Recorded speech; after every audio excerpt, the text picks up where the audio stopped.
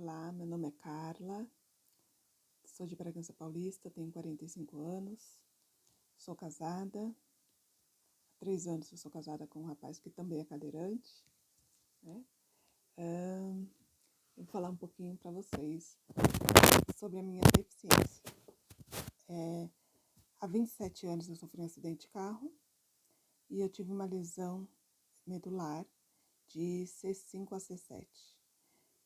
Ela se estabeleceu em C7, uma lesão completa, então eu sou uma tetraplégica com movimentos de braço, mas não de mão, né?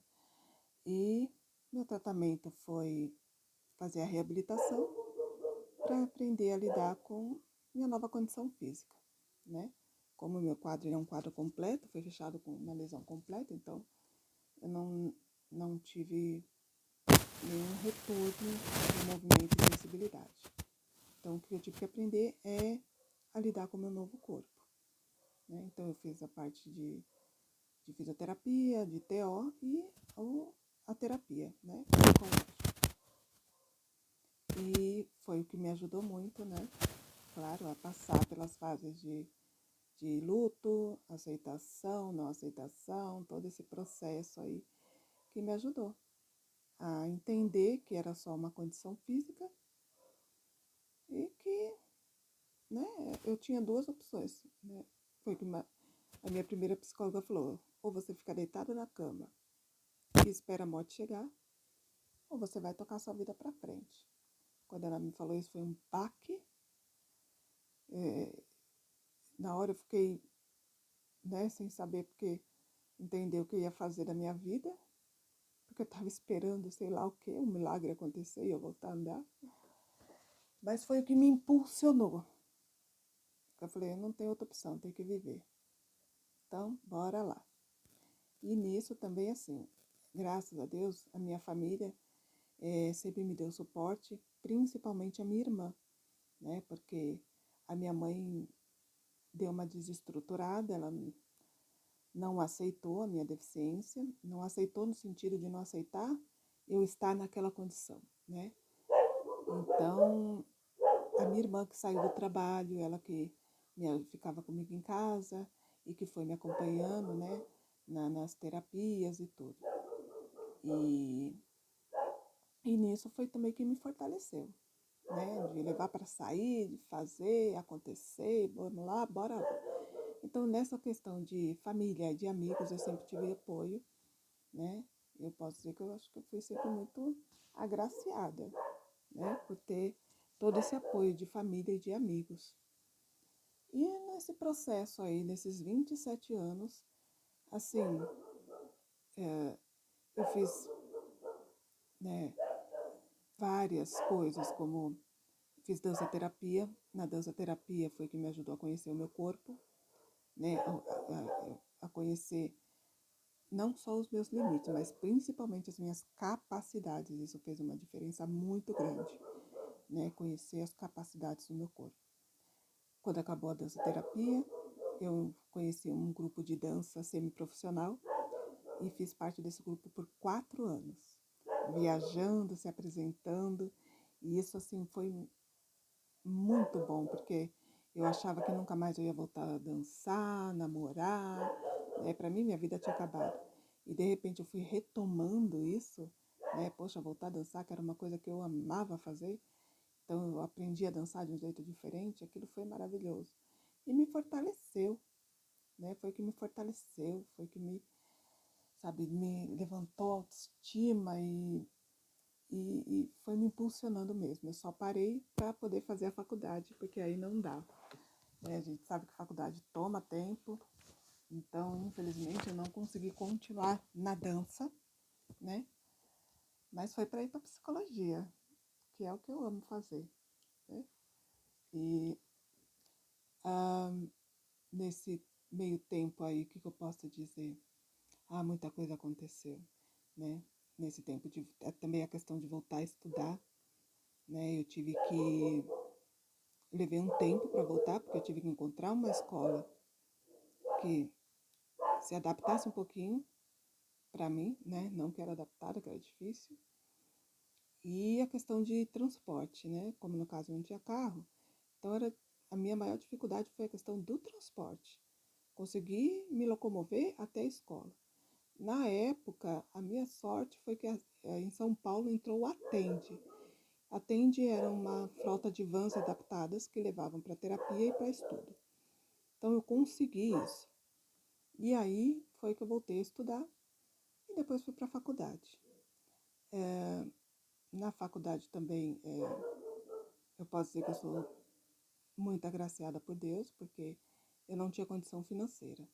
Mas aí eu falei, vou prestar o vestibular, vamos ver o que vai dar. Eu vou pedir uma bolsa de estudo e para mim estava tranquilinho. Né? Eu falei, deve ter aí uma lei que dá bolsa de estudo para deficiente. E quando chegou na faculdade eu recebi um não, porque não existia lei que desse a bolsa. E a faculdade também não dava bolsa de estudo no primeiro ano, e nem bolsa de 100%. Então eu voltei para casa arrasada, e minha mãe falou assim, minha filha, para que você quer fazer faculdade? Ainda mais psicologia? Isso vai te ajudar em nada, para que isso? Tadinha, que minha mãe ela não tinha informação, sabe? Ela era muito ignorante com relação a essas informações, ainda mais que não convivia com deficiente, então para ela era só que era dificuldade. Mas graças a Deus, minha irmã veio, chegou e falou, não, a gente vai lá, nem que a gente passe o dia inteiro na porta daquela faculdade. A gente vai falar com o diretor, com o dono, seja quem for, para você conseguir a bolsa de estudo. Graças a Deus não foi preciso tanto. Eu fui lá de novo, pedi para conversar, fiz uma cartinha e me deram a bolsa de estudo de 100%, né? Desde o primeiro ano até a conclusão. Então, e assim, a faculdade era uma faculdade bem acessível, né? Uma faculdade particular, totalmente acessível, então não tive dificuldade nenhuma com acessibilidade. Muito bem recebida com professores, também me relacionei sempre muito bem com os alunos, né? Graças a Deus. A minha maior dificuldade no período de faculdade eram os estágios, né? Porque aí você tem que encontrar uma escola que fosse plana, que fosse próximo para mim estar indo, né? Às vezes aí em hospital psiquiátrico, essas coisas, mas é mais relacionada a fora da faculdade. Mas deu tudo certo, fomos indo, né? Fui conseguindo. E nesse meio tempo, né? Eu, na verdade, assim, eu me formei em 2006 e só esse ano que eu fui atuar, né? Por algumas questões pessoais aí, eu me anulei, né? Deixei o tempo ir passando, fui dando prioridade a outras coisas, outras pessoas e fui me anulando. Mas, graças a Deus, de 3 anos para cá, quando eu conheci meu maridão, eu tive um apoio muito grande dele e eu acredito que também a questão dele ser deficiente, isso me fortaleceu tanto, né? E que eu consegui me reerguer e, e realizar meus sonhos, né? Não só disso, mas todo o processo psicológico aí, não dá para falar aqui que eu passei, que eu fui me reestruturando, né? Antes de conhecer ele também. E aí foi o tempo que eu tirei a minha carta, hoje eu dirijo, né? Graças a Deus, uma liberdade muito grande. E nós dois moramos sozinhos, né? Nossa casa ela é totalmente adaptada para a gente se virar em tudo que a gente precisa. Né? Então eu tomo banho sozinha, faço minhas necessidades fisiológicas sozinhas, a gente cozinha, limpa a casa, a gente viaja, a gente passeia, tudo sozinhos. Né? E a gente, eu acredito que um fortaleceu tanto o outro que é quase que a gente não tem, eu vejo que a gente não tem barreira, sabe? Isso é muito bom, né? Por isso que eu acredito que as pessoas com deficiência, elas precisam também estar em contato com outras pessoas com deficiência, sabe? Porque isso te fortalece, né? Quando você fica muito tempo num ambiente em que só você é aquela pessoa diferenciada, eu tô falando por mim, tá? Isso me enfraquecia um pouco, por mais bem aceita, por mais bem tratada, que eu sempre fui, que eu não posso reclamar disso, né? Eu sempre fui muito bem tratada, muito bem aceita. Nunca tive problema assim com preconceito, né? Então, isso mesmo assim, todo esse apoio que eu tinha das pessoas, eu me sentia um pouco fragilizada, né? E sempre que eu estava no meio de pessoas com deficiência, isso me renovava, me fortalecia. E eu acredito que até eu estar casada com um cadeirante também, eu vejo um outro igual a mim e isso me fortalece, né? Eu falo para ele que nós dois juntos somos imbatíveis e isso é muito bom. Então, eu acredito que pessoas com deficiência, elas precisam ter esse contato com outra pessoa com deficiência, né? Para se fortalecer e tá junto com os seus, com os iguais, né? E isso ajuda também todo o processo aí, né? De fortalecimento e da gente se fortalecer e gritar e ir atrás dos nossos direitos, né? Se mostrar mais, né? E vamos lá, que eu acho que eu tô até me perdendo aqui do roteiro. O que mais? Vamos ver. Falar sobre os desafios da inclusão. Os maiores desafios para mim é a questão de acessibilidade. Foi a questão de acessibilidade. Hoje a gente tem mais acessibilidade, as coisas são estão mais à disposição, né? Ainda tem muito que melhorar. Eu acredito que um dia aí nós vamos estar num mundo que tudo vai estar acessível, né? Não sei se eu vou chegar a pegar isso, mas eu acredito, né? A gente está caminhando. Se eu for comparar da época que eu sofri acidente para hoje, a gente está evoluindo, né? Não só em políticas públicas, né? Não só a questão das leis, mas a gente também eu acredito que a gente vai evoluir muito com a questão dos preconceitos, né? Da sociedade, né? Porque a gente tem lei, tem tudo, mas não é só a lei, né? A gente também o que precisa mudar é a mentalidade das pessoas, é a visão das pessoas, né? É o novo olhar, né? Tirando essa questão do capacitismo, do coitadismo, né? Vejo um novo jeito. Mas isso é o tempo, é a educação que vai mudando, né? Eu creio que vamos chegar aí a esse tempo, né? Em que tudo vai tá, não só acessível, é acessível, mas uma outra visão, um outro modo de enxergar. Essas pessoas não vão dar uma vaga de emprego só para cobrir cota. Ela vai dar porque ela vai ver ali uma pessoa capacitada para exercer aquela função, né? E não vai ser só mais um que está ali. Vai ter um olhar, né? De ver qual é a capacidade daquela pessoa, ela pode crescer, evoluir, né? O que ainda aos poucos isso está indo, né?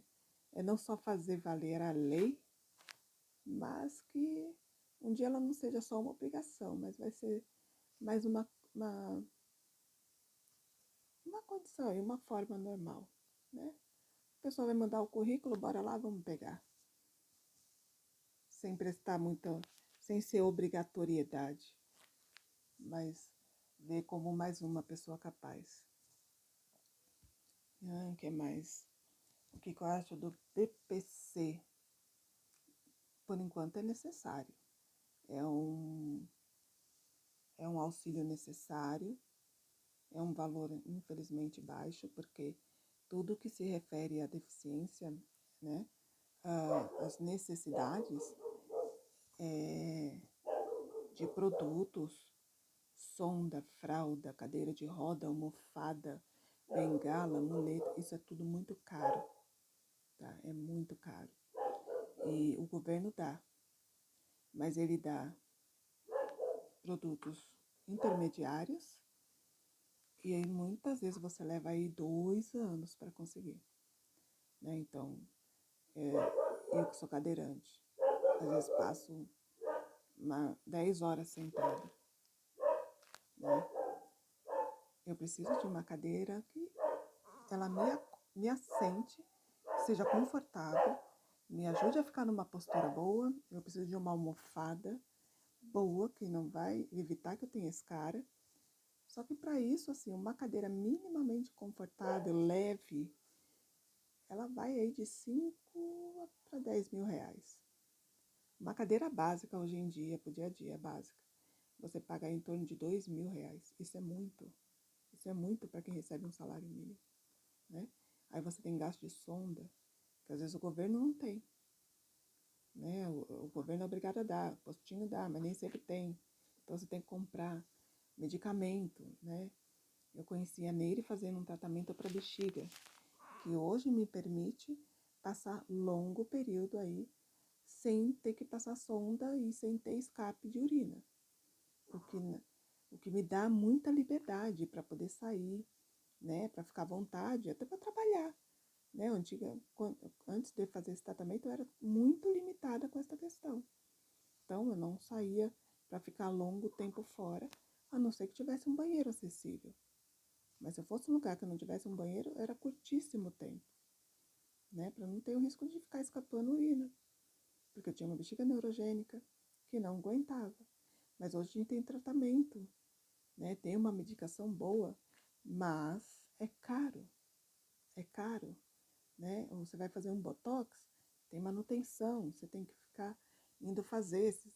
Para fazer pelo SUS, leva tempo. Isso leva tempo, demora. Às vezes você precisa de um tratamento aí que é de 6 em 6 meses, mas até você ser chamado já passou-se 1 ano, 2. Para pagar, menos ainda a condição.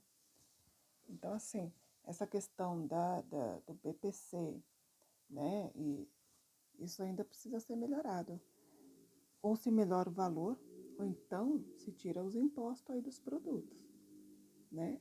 Dá a medicação aí para quem precisa, dá mais acesso, né? Que é o mínimo que a gente precisa ter para a gente estar aí no dia a dia, vida digna, né? Como é que você quer que uma pessoa vai trabalhar se ela passa a sonda de 4 em 4 horas, às vezes menos, aí o tempo que você tem que ir lá passar, vamos supor o meu caso, eu levo de 10 a 15 minutos para passar a sonda, né? Se eu precisasse de 4 em 4 horas, às vezes a empresa não reconhece isso, né? Então, e aí você, é, olha, é uma questão de, é uma série de coisas que engloba aí, é uma série de coisas que está no meio de tudo isso. Então, assim, precisaríamos de mais acesso a produtos, a medicamentos, a tratamentos, né? A gente tem, mas ainda precisa evoluir muito, muito mesmo. Ai, vamos lá, o que mais? Mudança atual na sociedade, estrutura, adaptação, acessibilidade. Tá mudando bastante com relação à minha época, tá melhorando bastante, né? Antes era muito difícil achar um restaurante, um lugar que tivesse um banheiro adaptado. Hoje, a grande maioria tem, né? Alguns meio, né? Aquela adaptaçãozinha só para dizer que tem, né? Mas eu posso dizer que tá indo. Hoje a gente tem mais ônibus adaptados, na minha época não tinha. Então, assim, estamos evoluindo. A passinhos lentos, mas está indo. Né? Eu creio que aos poucos a gente vai conseguir. Né? O que precisa também são as pessoas com deficiência estarem mais na rua, né? Indo atrás dos direitos, mais buscando seus direitos, se colocando. A gente tem que se colocar a cara, né? Dar a cara a tapa para as coisas acontecerem e se mostrar. Mostrar que a gente está aqui, que a gente é capaz, que a gente tem direito. É isso que precisa. E quanto mais a gente se expõe, quanto mais a gente se mostra, mais as pessoas vão conhecendo, entendendo, aceitando, né? Compreendendo.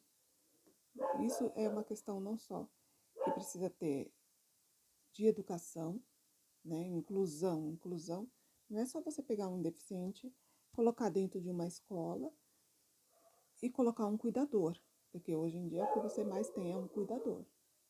Não um pedagogo, alguém que está ali para auxiliar essa pessoa com deficiência a adquirir conhecimento, a absorver os conteúdos do conhecimento.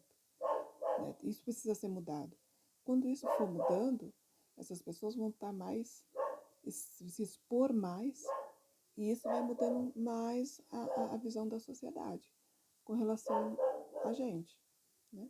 E vai dando mais acesso, né? A pessoa vai entender que, eu não vou fazer um banheiro acessível só porque é obrigação, mas porque eu quero ter uma pessoa com deficiência aqui consumindo, né, no meu estabelecimento, porque não é uma pessoa que vai vir dar trabalho, é um consumidor.